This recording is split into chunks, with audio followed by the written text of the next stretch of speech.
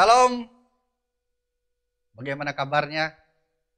Harapan dan doa kita bersama selalu dalam keadaan sehat dan bisa beraktivitas walaupun dalam suasana pandemi COVID-19 masih ada di sekitar kita.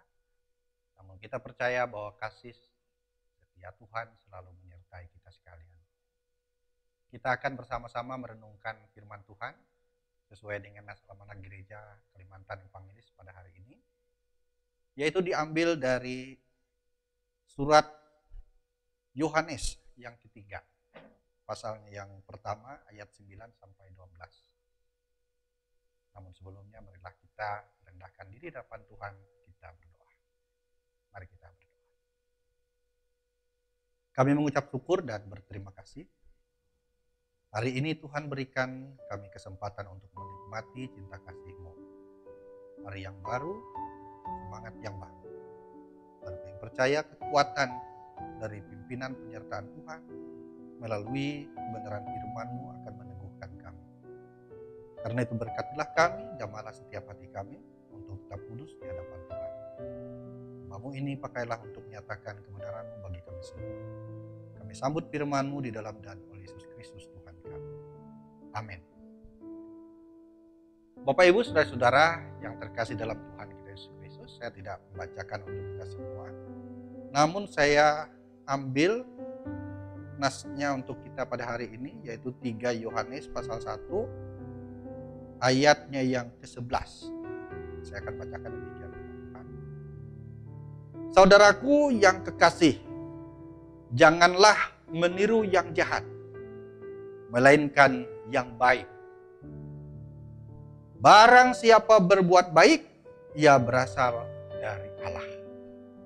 Tetapi barang siapa berbuat jahat, ia tidak pernah melihat Allah. Amin.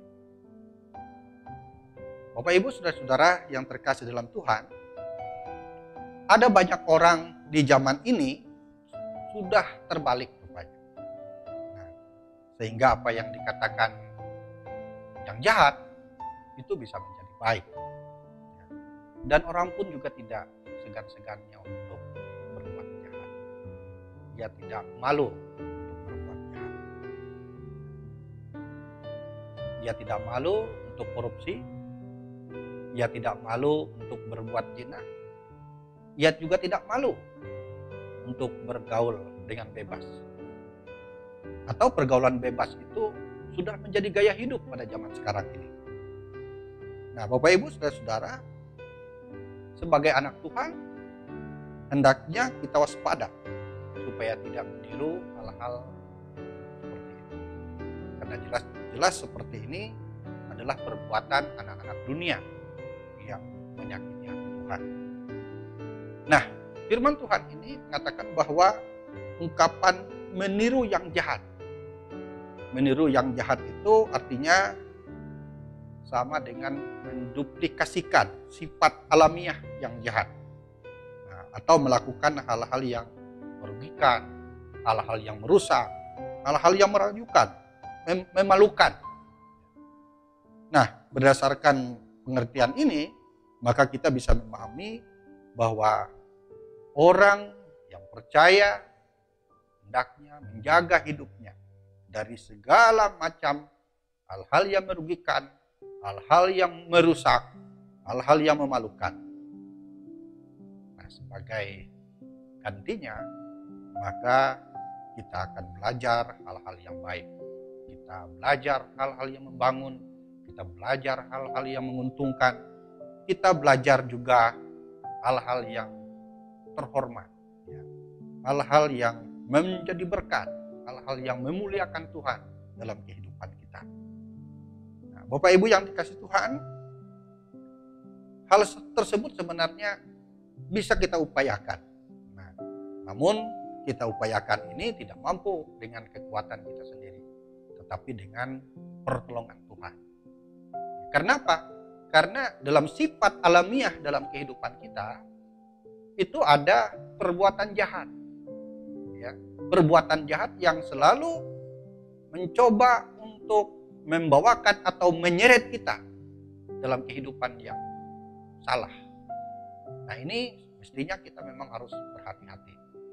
Bapak Ibu yang dikasih Tuhan, coba kita pikirkan, yang namanya berbuat jahat, ya, belajar itu tidak usah untuk berbuat jahat, karena dia otomatis bisa. Nah, seorang yang ingin mencuri, gitu kan, dia langsung tahu apa yang harus dia lakukan, mencuri seperti apa. Nah, atau ia ingin berbuat hal-hal yang tidak senonoh, begitu kan, dengan kata-kata kotor, kata-kata jorok dan seterusnya, itu sepertinya secara otomatis saja itu bisa keluar langsung. Nah, siapapun bisa seperti itu. Nah, tapi yang namanya berbuat baik itu perlu belajar. Nah, perlu belajar. Karena itu perlu ada komitmen, ada tekad dari kita sekalian untuk bersama-sama dengan kuasa Roh Kudus supaya mampu menerangi kehidupan kita. Bapak Ibu saudara-saudara yang dikasihi oleh Tuhan, memang sepertinya mustahil bagi kita untuk mampu melakukan hal-hal yang baik, karena perbuatan jahat selalu mengelilingi dalam kehidupan kita. Namun yakin dan percaya bahwa kuasa Tuhan kita Yesus Kristus sudah memberkati kehidupan kita supaya kita mampu menghadapi pergumulan seperti itu. Itulah makna dari cinta kasih Tuhan. Ia rela untuk mati di kayu salib. Supaya apa? Supaya membebaskan kita dari kuasa dosa tersebut. Nah, yang memutuskan mata rantai supaya kita mampu untuk memasuki fase kehidupan yang baru. Kehidupan yang dipimpin, dikuasai oleh Roh Kudus. Sehingga kehidupan kita mestinya ya, aman dalam pimpinan Tuhan. Ya, walaupun di luar sana berbagai macam kuasa sejahat mengintip dalam kehidupan kita. Namun percayalah, dalam pimpinan Tuhan, dalam pimpinan Roh Kudus selalu menerangi kehidupan kita.